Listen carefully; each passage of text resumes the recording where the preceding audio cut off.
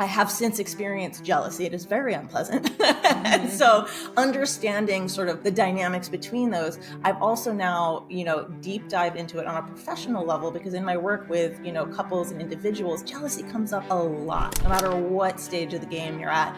Dating, getting to know even just yourself before you're even out on the market, in relationships that are new, in relationships that are 20 years down the line. It is okay. It is a part of the process. And again, I cannot stress this enough. When you learn that it can be your best friend for personal growth and deeper intimacy, you are unlocking a whole new level of connection. Hey, you guys, welcome to the How to Get the Girl podcast, brought to you by Ask Women. Yes, we have changed our name. So if you are confused as to what is happening, we have changed our name. You can still ask us questions, but we really want to boil it down to what we do here, which is tell you how to get the girl. So it's how to get the girl. Welcome to the show. I am one of your hosts, Kristen Carney. Unfortunately, Marnie Kinross is not here today, but we have a beautiful woman in her place who's very educated, more than Marnie. No, It's not a competition. Not a competition. Absolutely. No. We have such a wonderful guest who's with us today. We have Ally Iseman, who is a certified relationship coach and founder of the relationship education platform, passport2pleasure.com. That's with the number 2, not A, written out 2. So, Ally, thanks for chilling with me and welcome to the show. We're going to have a great episode. Oh my God, it's absolutely my pleasure. I'm excited for this conversation. Cool. Yeah, I kind of roll in like, what? No, Marnie? So suddenly I have to be We're in the wild. It's happening. I have to think. So before we started taping, we talked about your background. You do have a background in kink, which I know men are very interested in. But today we're going to focus on jealousy in dating and how to use it to your benefit. Because I know, a lot of people listening would be like, hey, the kink stuff, yes, of course, I want to get there. I want to be there. But I also need to get the date first. Okay. So we're going to start simple. How to get the girl, how to get the date, and how to use jealousy to get that date. So what can you tell me about jealousy, and what has led you to be able to speak on jealousy in a way that's productive? Because I say that caveat, in a way that adds value, instead of just screaming. So I like to start out with just let's do a broad strokes and then bring it in. Let's look at what do we believe about jealousy, in our culture, right? Somehow simultaneously, jealousy is a sign of love. If you're jealous about someone, that must mean you care. And if you're not jealous, then that must mean you don't. But simultaneously, you're also supposed to avoid feeling jealous. Jealousy is bad. Don't feel jealous. There's something wrong with you if you're feeling jealous. So I just want to invite people, when you see things like that seem to be in direct contrast, maybe something's going on there, right? Maybe these stories we're being told aren't necessarily accurate. So from that, I want to take it to jealousy is just an emotion.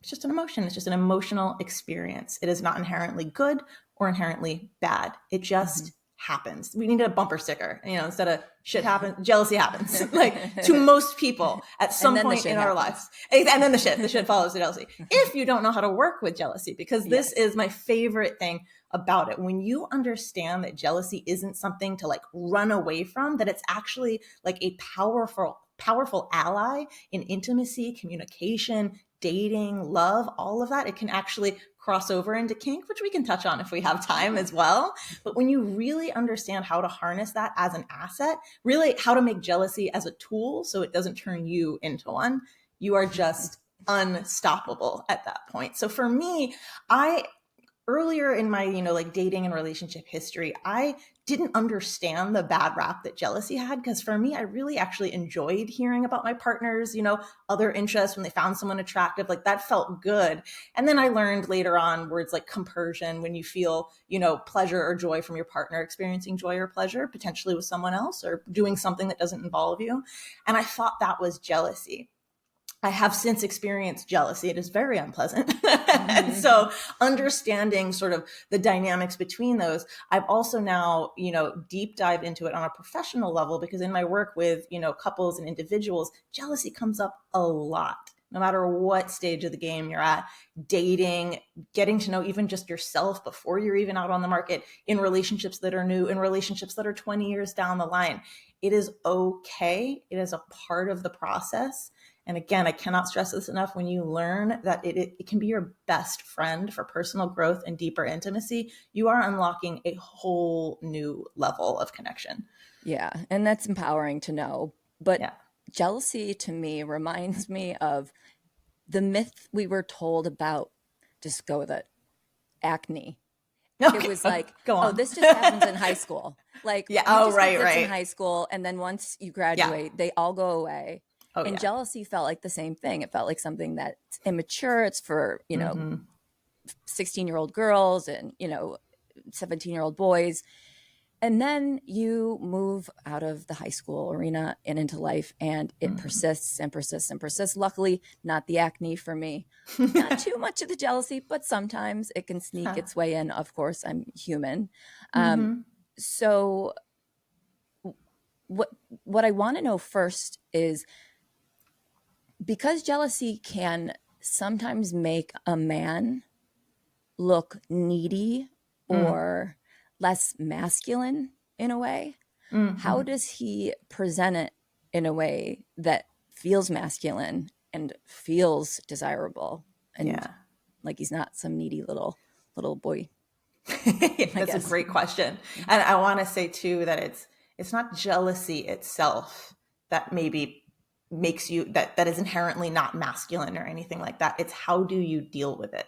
How do you address it that really sets you up to appear needy or not? When you have command over jealousy and you know yourself enough, you know the man that you are, you know how you handle challenges in life, how you build the vision for the future that you want to have. The same goes for jealousy. If you know how you work with it, what it does in your body, what it does in your mind, you have a deep understanding and relationship with jealousy, you can address it directly. And there is nothing sexier than a man who can be like, hey, this is happening for me. I want you to know it's not your responsibility. You don't have to make me feel better about this, but I want you to know, because it does involve you, I'm taking care of it. And this is, where it comes from, but I want to include you in the conversation because you matter to me. Ugh, panty dropper. Like, come on. Yes, it really is. Yeah. I mean, mine just fell. Yeah, you're welcome. And they're very large, so now I'm stuck in a tent. I'm just sitting here in a tent. Thank you so much. That's why I didn't wear any. It's easier. But it is such a panty dropper. There's this line that men get confused on how to walk, which is being vulnerable and open versus being vulnerable and open in a way that's attractive. I'm sorry, I meant to say vulnerable and open in a not attractive way versus an attractive way. So what is the subtle difference that you just did there to make it attractive panty dropper versus not? It's the responsibility of it. That's the key differentiator. If you're saying, hey, I'm jealous and you have to do this and not do this and et cetera, it's on you to change how I'm feeling and what I'm experiencing. That is super unattractive. That is putting all the onus, all the responsibility, all the pressure onto the person, the woman who is the object of your desire. That's not her responsibility. You can have a discussion about it without it being her responsibility. That's the game-changing switch right there. So when is it her responsibility, though? Let's say, for example, I know if Marnie was on the show right now, she would say she's a flirtatious person. She just is. She likes to touch a little bit. She gets very interactive with both men and women. And I know that was hard for her husband at the beginning. And I think he's gotten used to it. It was either accept it or get out. But that was part of who she was.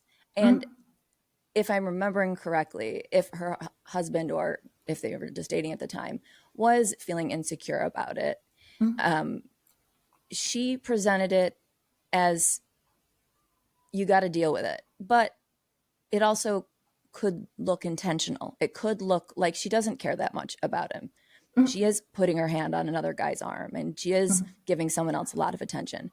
When is that her responsibility versus his? Because, as a human being, I mean, yes, jealousy is an emotion, which is not necessarily reality, but it Mhm. is their reality in that moment. So how do you say, okay, you know what? Absolutely. That is my responsibility and not hers. Or, you know what? It is her responsibility and not mine.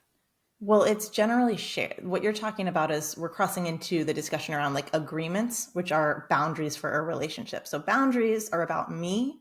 Rules are about you, like controlling behavior. You need to do this, etc. Boundaries are like, I need this to feel safe, and this is how I take care of myself. Agreements are boundaries around a relationship. It's something we discuss together. Hey, I noticed that when you, flirt or put your hand on another guy's knee, I have a lot of jealousy flare up, and I'm looking at what that means and taking care of that. But I want to talk to you about, like, let's talk about some agreements around that. If we don't control our feelings, we control our actions. So if it's, I love that you're this flirty, effervescent personality. It's one of the things that attracted me to you. So I don't want to like squash that or anything like that. But is there a way that, if we're in an environment together and you're flirty, can you just kind of look over and send me a wink or something to like check in so I know we're still connected and it's still about us? That's you're asking for something tangible rather than you need to make me feel better. That's how. And you don't want your partner to change. They're the person that attracted you, right? So you love what they are. So find a meeting point that enables you to feel secure, acknowledges, hey, I'm having an unpleasant experience. I want to partner with you on a solution around that. Is that making Right. sense? Yes, Yeah. absolutely. And so, how about for a guy who isn't in a relationship and he's looking to get into one and he's maybe talked to a girl for a couple of months and they're not saying whether they're exclusive and, oh, she is going on dates with other guys and that makes him jealous. How do you use that to propel forward in a relationship and get one started versus lose your Yeah. temper and end it? Yeah. Yeah. I think that there's a few things in that question because, without having like the specifics in a general scenario like that, my question would be, do you want to be exclusive with that person? And that means both of you. Because, whatever behavior you're allowed to do, they're invited to as well. It's not this, I can date whoever, you have to be exclusive to me. That's not an equitable relationship. Nobody wins in that environment. So where is that coming from? Is it because, oh, actually, I've realized I want to, create a more defined, more definition around this relationship. I actually only want to see you and I would like you to only see me. Have that conversation then, because Is she might have no idea. She might have no is it idea. a She might be delighted. Right. Is it Mhm. attractive if he said something similar to what you said earlier, only angled a bit differently because you're not in the relationship yet, but something along the lines of, I really like you. I know we're not official, but I do get jealous thinking of you being with other men. And I own that. That's for me to fix. But I am being told by my feelings that I want this to go further or Mhm. something of that nature. I think the negotiation there is what's motivating the request. Do you want to be exclusive with this partner or take that relationship further because you think that'll assuage, get rid of your jealousy? That's you No, kind I of would like say, trying. Yeah. I would just say, for the example, it's coming from an honest place. Like, I really like Yeah. you. Now I'm Yeah. I want to realizing I'm getting progress. jealous and I want to Okay. progress. Okay. Well, I think it's important to differentiate if, if is the conversation I want, more exclusive. I'd like more exclusivity around this relationship. I don't think it's necessary to bring up the jealousy in that conversation because that's not the purpose of the conversation. If the jealousy persists in the relationship, then it's something to talk about.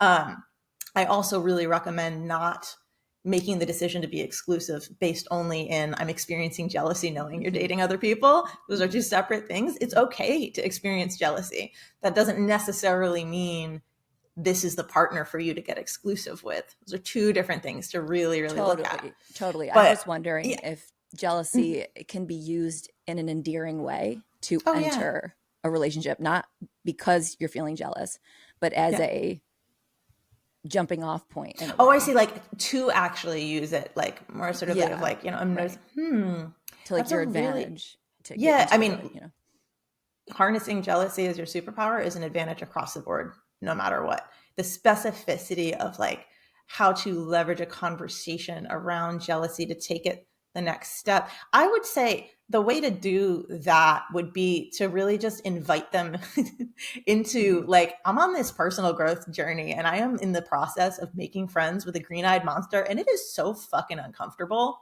Have you done anything like that? Like, get it about them too. Like, get curious about where they're at. They might have a whole different relationship with jealousy and actually learn from you. And there's nothing sexier than learning something from a man. Like, oh my God, you're on this. Maybe I need to up my skill set too. Like, oof, I'm like motivated to better myself. That is partnership material. Somebody who motivates me to better myself and continue my personal growth.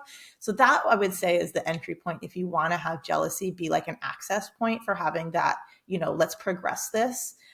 It comes from, that is vulnerability, saying, hey, I'm like in this process and it's like wild. How about you? Have you done anything like this? That would be the angle I would take for that. Okay. Yeah. I've noticed that curiosity is way underrated in relationships. Major aphrodisiac. Yeah. Nobody really talks about it. There was an ex of mine, his sister-in-law had said to me, when he gets like X, like this, get curious. Yep. And when she said 100%. That to me, it was like the brightest light bulb went off. Yes. It was like, but I realized it was just the sun, and I still didn't have like, any realizations. But it did set off this light bulb, and I thought to myself, oh my God, if I only knew this sooner. Yeah. So you can probably say better than I can why curiosity is so helpful in dating and relationships, but why is it really helpful in dating, and how do you show it in a way that's attractive, similar to jealousy? Yeah, I mean, curiosity, absolutely agree. Number one underrated quality when it comes to just intimacy, connection, dating, relationship, like total aphrodisiac. I always like to say, this is actually one of the foundational tenets I coach from, curiosity over conviction across the board. You might think you want something, but if you want to experience it with another person, start with curiosity. Hey, have you heard about this thing? This kind of bleeds into the kink conversation. Have you heard about this thing before? What do you think about it? What do you know about it? Do you want to learn more with me? The curiosity is an invitation, and that enables somebody to be a part of something with you. So, I mean, goodness, the ways to utilize that. I mean, right out the gate, just on date one, leading with curiosity about this person. Your goal on date one is to understand another person. That comes with questions. Okay. So I want to jump in right there because so I work with clients. I'm a dating coach, but I also am a banter coach. I teach guys how to have great banter. And I always say, limit the number of questions because it can become this dry information exchange. Oh, yeah. However, I still want them to seek out information. I just have them do it in a roundabout way rather than question after question. It's not an interrogation. That's definitely not what I'm saying. Right. You don't want to feel like you're on a job interview unless you're used to sleeping with your boss or whatever. You want to actually feel like you're on a date or in a romantic situation. And that's why I say start with like a share, like even when we were talking about jealousy, like, hey, this is a thing going on for me. This is something I'm newly interested in. How about you? Like kind of inviting them into that rather than like, what are your hobbies? What are your favorite clubs? What's your favorite food? That way it's a shared experience and you're letting them into something about you as well. Right. And when it's curiosity, it's different than information seeking. Yeah. 100%. And it has a completely different vibe.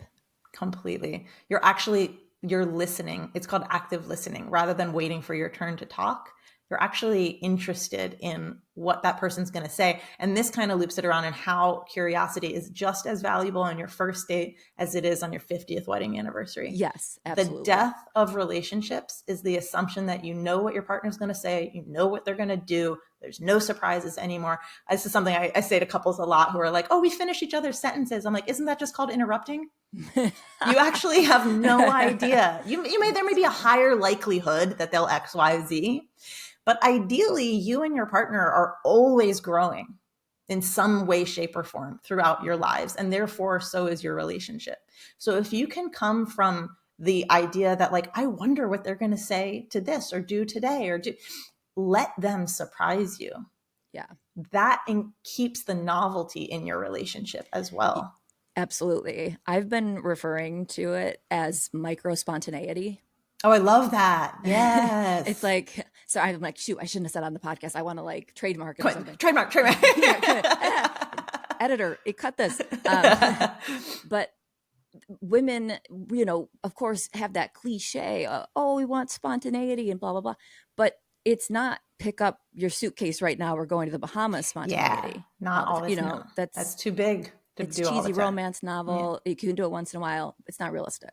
Mm-mm. So the curiosity, the saying something that she has never heard you say before, or having an idea that you've never shared, or something like that feels slightly spontaneous in a way that keeps her feeling like this is exciting. Like this is an experience I'm having with a partner, not just existence. Yeah. We're not just like volleying back and forth. We're not just checking things off. It's actually like, I'm so glad you brought this up, because this is something that even comes up in my work, whether I'm working with couples or individuals. There can feel like, to your point of like, it doesn't have to be a spontaneous trip to the Maldives or something. Like it can feel still like a lot of pressure. Like, wait, so I have to come up with like 5 new things every day. Like, what does that mean? Right. And like, take the pressure off. Mm-hmm. Just open up, be curious about your life as a practice. Wonder what that flower is. Wonder what looking around day to day, practice curiosity, like a meditation practice. Yeah. And that opens you up. It opens your brain up in that way. And I actually, like, shameless plug, I created what I call the placation menu. It's like, Shame it it out, can sister. be, what's it called? The placation menu. So it's like the idea of like a staycation, like let's just stay in, but let's make it new and exciting. So I created a menu of, I think it's like 24 different activities that you can mix and match for just like endless combinations, which you can create a 2-day intimate itinerary, or you can just sprinkle them throughout your week, your month. And it's just new ways of connecting and inviting intimacy. And I don't just mean physical intimacy, all the different kinds of intimacy that relationship requires and dating requires. It's also some good date ideas in there as well. Oh, I bet. I can only imagine. Yeah. But I know some of my best dates would be with a certain ex, and they would end in a way that I didn't know every time. But it wasn't fully intentional, like he had planned it, where I'm going to now do this and make her feel this. I'm not going to now do this and take her there. And sometimes maybe, but generally it would just be if we are walking home, and I mean, we live in New York City, so obviously there's a lot to stop off at on the way home. But if we were just going to grab a coffee or something, or just grab a quick dinner on the way home, we would be in a random garden in the city that I didn't know existed. Maybe he didn't know existed, and had cool statues, or, it had a really mysterious vibe, or what have you. It was always something different. And so it felt like this, it felt intimate because we were both experiencing something new at the same time, but it also felt fun and exciting and new, and it kept me on my toes. It kept him on his toes.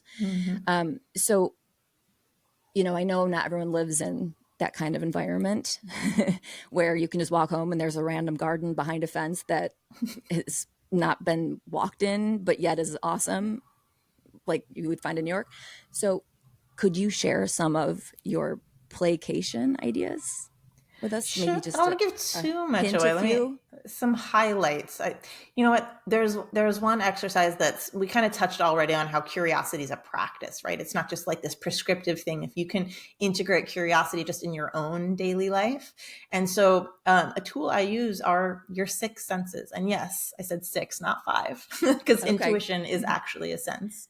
I feel like, when you feel someone looking at you from the back, and you're just like, that sort of like, that is a sense, that understanding of other energy in the room. So using your 6 senses to get curious about your surroundings, your office, you're in there every day, right? You know every inch of that place. Do you? Or have you looked at that wall with focus and intention? And just like, it sounds so silly and basic, right? But this is why, like I say, it's those little things. I'm not saying you have to stare at a wall in your office for an hour every day. I'm saying just like, take a minute. Like, I have never sat in this direction in this chair before. And just see what changes in your body. What do you perceive differently? It's those little things throughout the day. And you can do that with all of your senses. Maybe you are used to eating really fast. You know what? This meal, I'm actually going to take a bite and I'm going to put my fork and knife down in between each bite and I'm going to see what that does. We are so on the same page, because one thing that I also talk about is observing and actually paying attention and adding meaning and getting out of the autopilot state that we live in every day. And so I reference so often, I'm like, have you been sitting in on my calls? Because I will say, look at the wall. Like literally. Oh, that literally. I swear to God. I swear to God. That's amazing. And I'll say, like, what do you think about that wall color? Have you ever noticed that wall color before? Are you really seeing it? Are you really seeing it? What does it say about it? It makes you so much more present. And if you can notice a lot about a wall, imagine what you can notice about a woman. Yeah. And so I just love that you used wall, because I'm so passionate about that example. Must have just picked that up. Yeah, that was intuition. There you see, this is what happens when you practice with all of your senses. No, and I think that also takes you, and I mean, we could have a whole other episode on what I'm about to mention here, but when you have that level, when you're that tuned in to your own body's responses, where you're not just seeing yellow, you're with your eyes, you're seeing yellow with your whole body. You feel different when you see yellow versus red, etc. You're starting to tap into another level of presence that's going to enable you to really understand another person's like energetic response to you. You're going to be able to pick up on, is she interested in me, without her even talking, because you're going to get that level of sensory data that you were completely ignoring before because you were used to just kind of blowing through your day. You're now attuned to a much deeper level. You're going to be communicating with your dates and your partner at a whole new level when you have that in practice. Yeah, absolutely. I'm going to go back to jealousy for a moment and tie that in a little bit.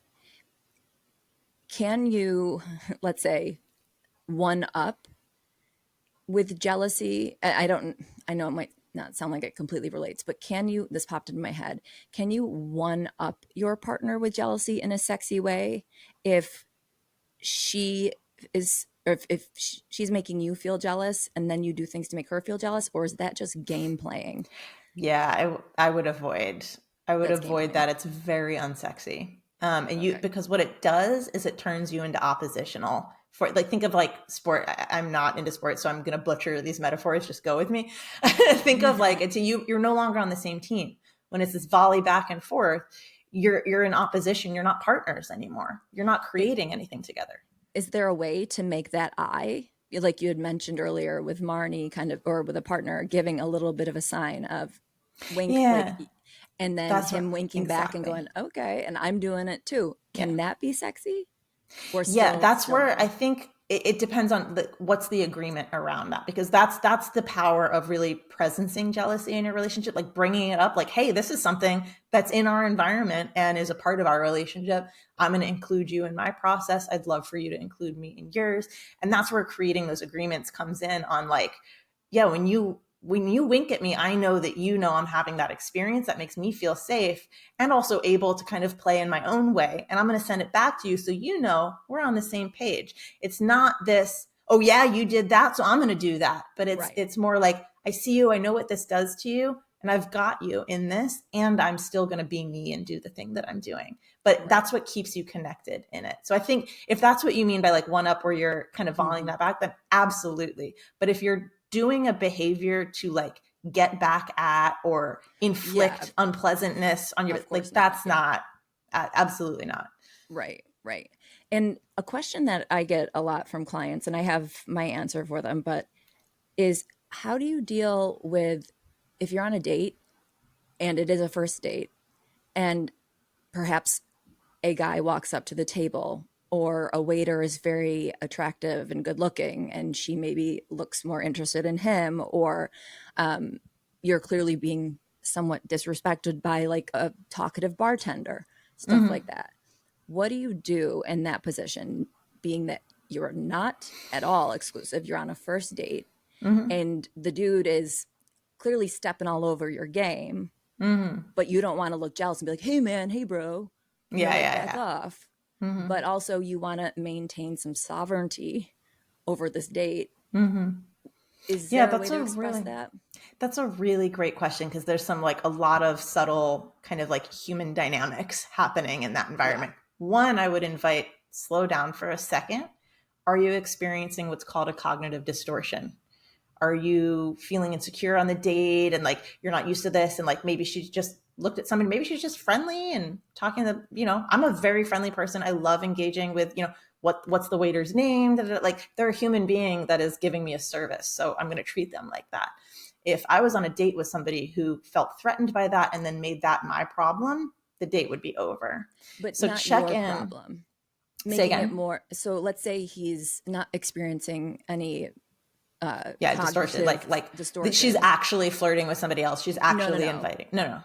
The man, the server, the bartender, he's the one doing the flirting. I see. And maybe just she's kind of not. like doesn't know what to do with it. Right. How right. does he Okay. maintain, Totally different. the power dynamic in that with the other man without looking jealous or angry? I think it's a matter of, so you've asked this person on a date. This is your stage. This is your space. You own this space. Even on a stage, even on a play that's been scripted, etc., shit happens. A prop piece falls down, whatever. You don't freak out. You incorporate it. Mm-hmm. So if this is happening, it's happening, right? It's real. Let that be real for yourself. You're observing this thing. Wow, interesting. I don't like this. This is why I don't like this. This is all happening internally for you. He completes, because if he's your waiter, he's going to have to go and put your order in at some point. And that's your moment to be like, hey, I just want to check in with you. I'm noticing like a dynamic, and it's fine. I just want to, are you feeling okay? Does this feel, check again, it's that curiosity. What's your experience? How can I make you feel more comfortable, safe, secure with me out? Because this is your domain. If you come from, I'm feeling threatened by somebody else, fuck that guy. He has nothing. This is your date. You're taking care of this. So I want to make sure that you're okay. How are you feeling? Are you feeling like he's a little too much? I'm happy to, like, we can move another table if that, we can go to another table if he's a little too much. I just want to make sure you're feeling good and that I'm creating an environment for you to feel relaxed so we can connect. Make sure you're bringing it back to the purpose of why you're both here. Yeah. I love that. I was on a date years ago, and it was a second date, and I liked him enough. We're still friends to this day, but it wasn't like this crazy spark. But it was very unusual. This guy kept coming over. It was a hangout bar, very kind of party-ish. Mm-hmm. He kept coming over and trying to talk to me. And my date finally, which is kind of funny because now he's actually gay now, which is funny because I feel like I kind of gave him the nod of like, just go for it. Be you. Yeah.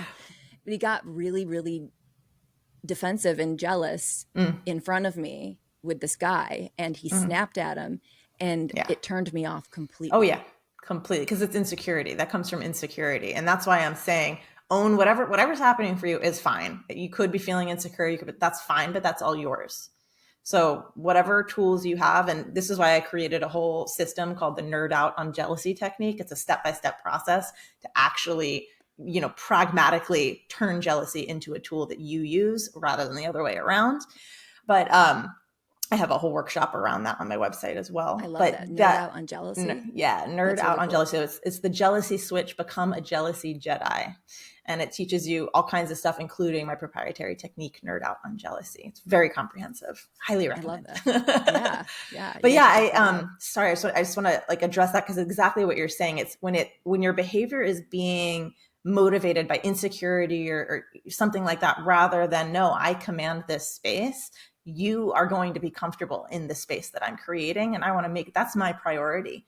Checking in with her, making it about her well-being empowers her. And then imagine this. Yeah, she actually was really uncomfortable. What an awkward, this guy is like, you can't go anywhere. This is your table and he's your waiter and he's just hitting on her. And she's like, I'm trying to connect. And she doesn't know what to do. Imagine the gift you're giving her when you're like, hey, I see that. I'm your partner in this. What can we do about it? Then she gets to go, oh my God, thank you. I can't believe you saw that too. Yeah, I feel so weird. I don't know what to say. Like, we can move tables. Like, if you're okay with that, you've now invited her in to share that experience. She feels safer now. You're a safe space. If you fly off the handle, you're not a safe space for her any more than you are for the guy you're yelling at. Yeah. It's where brains over bronze. I mean, it's usually brain over bronze, yeah. but especially in this situation, brains Yeah. over bronze will prevail, or brawn Yeah. will prepare. bleh, Yeah. will prevail. Strategy. Absolutely. The calm Strategy. strength, a calm, strong demeanor is so Mm-hmm. masculine and so Mm-hmm. attractive Mm-hmm. versus an aggravated, Yeah. triggered masculine energy. I want to share this little tidbit. So this is going to sound very random at first. Ride with me here. So for a period of time, I volunteered at a wolf rescue. And I mean the animal, the wolf. Yes, exactly. Starts out weird. Just ride with me. Yeah. What I learned from that pack of wolves that was created really at that rescue was a crash course in human communication and dating and all of this. We have this idea in our culture that alpha is this big, loud, I take up space, like I assert myself. The alpha in the wolf pack is the most chill animal in the pack. Mm-hmm. He's the only one that will actually ever expose his belly because he knows intrinsically that if you misstep, he will rip your fucking throat out. He doesn't need to prove it to anybody because he knows it. That calm, collected strength is the most unnerving thing to be around when you're a prey animal, potentially. Yeah. But it is so powerful. That's what an alpha is. What we associate with alpha behavior incorrectly in our society is actually the behavior that you'll see in the omega or the beta. Mm-hmm. Like the other wolves are the trying to assert for power, trying to jockey and get in position and da-da-da-da. The alpha's like, whatever, guys. Like, I'm chilling in the sun. Like, he is in control. Yes. That is alpha energy. Yeah. And do you get to that energy by releasing expectations on outcomes and things like that? Like, how do you get to that energy? Yeah, I think there's an important distinction between, goals and vision. Like, you can be committed to something without being attached to it. So I'll try and break that down a little differently. Like, when you're attached to something, you might have attached your identity, your happiness to it has to go this way. This girl is going to go on a date with me. This girl is going to sleep with me. This girl is going to be my girlfriend, whatever it is. That's an outcome. That's an attachment to an outcome. If you can go deeper, what is motivating your desire for that? That's vision. That's something you can be committed to. I'm committed to finding the right partner for me to build this kind of life that I want. I'm committed to feeling stable and secure and empowered in my relationship. If you can go underneath that, those are values. You can commit to values. That gives you vision. I'm committed to that. That will drive you through a much more successful dating practice than my goal is to get a girlfriend. That can mean anything. You could have an abusive girlfriend. You could have, so many options. But if you're committed to finding a partnership that supports you, that you're excited by, et cetera, et cetera, et cetera, that's something you can be committed to through the process of dating. Does that make sense? It does. I heard someone say recently something about taking away the word, say, discipline and replacing it with devotion. And it sounds similar to what you're saying in a way. It's a more peaceful relationship with your goal. Yeah. Right? Is that basically what you're saying? Yeah. It's not like it's saying, kind of the cop out of just, I go with the flow, like whatever, that you're just aimless. Like, no, I'm dedicated would be another way to say it, I think too. Yeah. Devotion, dedication. Like, I'm dedicated to this. I'm committed to this. These are the things that interest me.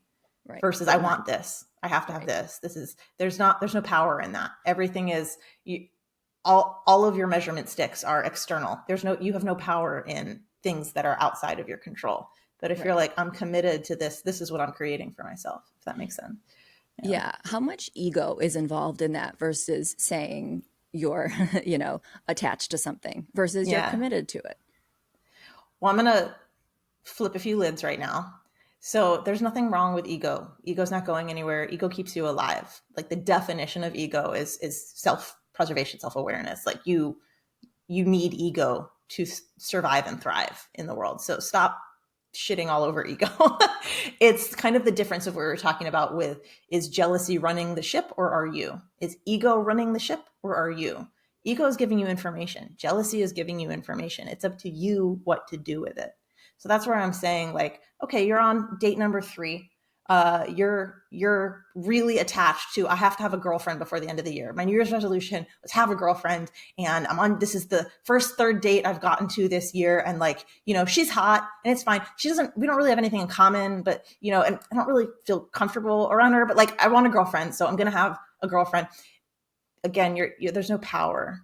There's no power in that. You're not actually taking care of yourself. You're not listening to your ego of like, actually, you deserve someone you feel secure with. You deserve to feel partnered, et cetera, et cetera. That's where ego serves you. But you have to have a healthy, it's like confidence over charisma. Like confidence is a deep knowing. It's that alpha energy. Like, no, I'm good. I'm committed to having the right partner, so I will. Versus like charisma, like I'm the coolest guy in the room. Everyone should know that. If you don't know that, the problem's on you. I'm going to neg you until you want to be with me. That is some beta bullshit. So is that answering your question? What?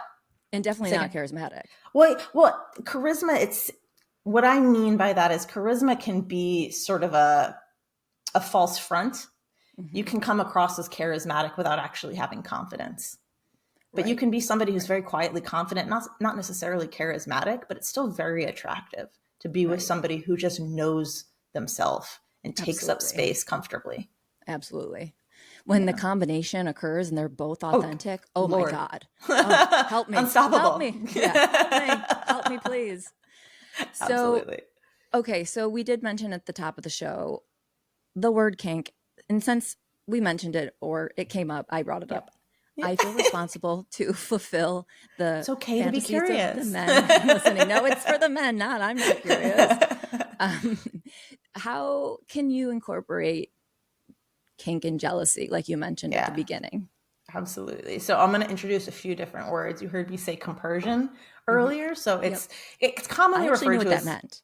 Oh, yay. Oh, I love it. Yes, that's wonderful. Well, and it's not necessary. It doesn't have to be sexual or romantic. You can experience compersion for your friend, having a great date, getting that promotion, et cetera. It's just like experiencing joy for someone, for them experiencing joy with having nothing to do with you, basically. And so it can be called sometimes like the opposite of jealousy, but it's not really accurate because you can actually feel jealousy and compersion simultaneously. I can vouch for that, as I have, and it's wild. But it's a little cocktail. But I'm going to introduce a couple of terms around that. So there's a word zelophilia. That is that basically, one I do not know. Yeah. So it's erotic jealousy. It's when jealousy can become a kink, can be a turn on, can cause arousal.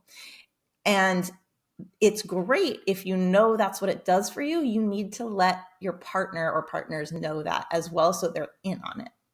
If you like playing, kind of going back to where you said, if if they do something and then you do something back, games are okay if everyone is in on them and consenting to them.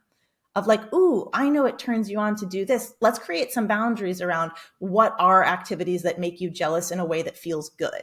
And it can still not feel good, but it still turns you on. But we're not going to cross this line because this is when it comes out of zelophilia and is now you're just jealous and you're feeling unsafe. So like, what are the containers? You like watching me flirt with somebody at a bar, but you want to make sure that, I come back and sit with you at the table afterwards. Great. Like creating those containers, that's where you can really start playing with those edges, because some people do get turned on by jealousy, and that's okay. But again, that's where the agreements are so important, really putting it on the table, involving your partner in it, so you can create, what works for you to kind of play in that arena. And then we get into erotic compersion. This is when compersion, that joy or that pleasure you're feeling from somebody else experiencing pleasure without you, that can also become erotic and can be really fun to play with as well. So this, again, is all that's available to you when you start working with jealousy as like an added benefit in your life rather than trying to run away from it. It's going to happen, so you better get good at it. Absolutely. Yeah. Okay, so you just said experiencing joy, that someone else is experiencing joy and it becoming erotic. Now, does that stay in the realm of you're experiencing it on your own masturbation-y stuff, or can you also get involved with the people that are happily doing their thing that you're happy for? Like, how does that... Well, now we're getting into group play, which again is a whole nother episode we can talk about as well. it always, I sound kind of like a broken record, but it comes back to the agreements that you have of, if you notice this is happening for you, if you're in a relationship, making sure your partner's in on that of like, hey, I really love when, you tell me about this hot guy that flirted with you at the grocery store. Let's create some boundaries around that. So I know, if it doesn't feel good knowing that you went home with him, then let's make sure we have a boundary around that. But like, I like hearing that. Will you tell me when that happens? And then we can like make out or fuck or something. Right. Yeah. Just let them in on it is the key. Yeah. Well, this was a very interesting, awesome episode. It was a full experience. We went to jealousy, we went to eroticism, we went to understanding your partner through curiosity. I mean, oh my gosh, what an amazing episode. Thank you so much for it's my pleasure for joining the show. So you mentioned several things that sound awesome. Where can our listeners either find that stuff or find you or get in touch with you? The best way is, because I knew I was coming on this show, and I know what Marnie's audience is so beautifully in seeking, that I wanted to make sure that they had a tool to help them. Because the dating landscape, I don't have to tell you this, I don't have to tell the audience this, the dating landscape has changed. There's all these terminologies that we've been using, for example, on this show. There's all kinds of new terms and ways of connecting and dating and things that, like, what is E&M? What does that mean? What is kink? Like, all of this stuff is so much more common now than it's ever been before. So it can feel overwhelming. So I created what's called the Swipe Stopper system. It is a 3-step system that helps you build the perfect, foolproof dating app profile blueprint for you based on the current dating landscape. I know that's like a mouthful, but the system gets to know you. It pulls from like just what is happening right now. How are people communicating? And it's customized to the type of relationship that you're interested in. Are you just looking for casual dates? Are you looking to find, the one? And creates a profile for you, custom to you, your interests, what you're looking for, and attunes it to the current landscape, the current dating landscape. And auto does it? Is this kind of like AI? So that look, you got to put a little in to get a little back, but there is a copy paste element once you answer a few questions that you can really just literally swipe, drop in the answers, boom, put it on your profile. It's got guidelines for photos, everything you need to make your profile really speak to the people you're looking to connect with. Wow. And so I created that. It's free because I want you guys to have what you need. And that will also take you to all the other tools we talked about, the placation menu, my jealousy workshop, the jealousy switch, become a jealousy Jedi. All of that is on my website. And if you go to getbetterdates.com, you can get that foolproof dating profile for free. And then you'll be able to access all that other stuff as well. Okay, one last question. Do you have advice on how to use jealousy when you're jealous of the guest on your podcast? let's offline about that. No, that's a really great idea. I love the profile idea. All of that stuff sounds awesome. So you guys make sure you check Ally out. So Ally Iseman, thank you so much for coming on the show. Pleasure. If you want to be a regular listener of our show, you should subscribe. So remember to hit the subscribe button. And also rate and review if you can. And please join us every Tuesday when a new episode comes out, Tuesday morning. And if you're interested in upping your banter game and your, I would say, charm charisma game, but confident charisma. You guys can always find me at kristenandchilldating.com. And until then, we will see you guys next week.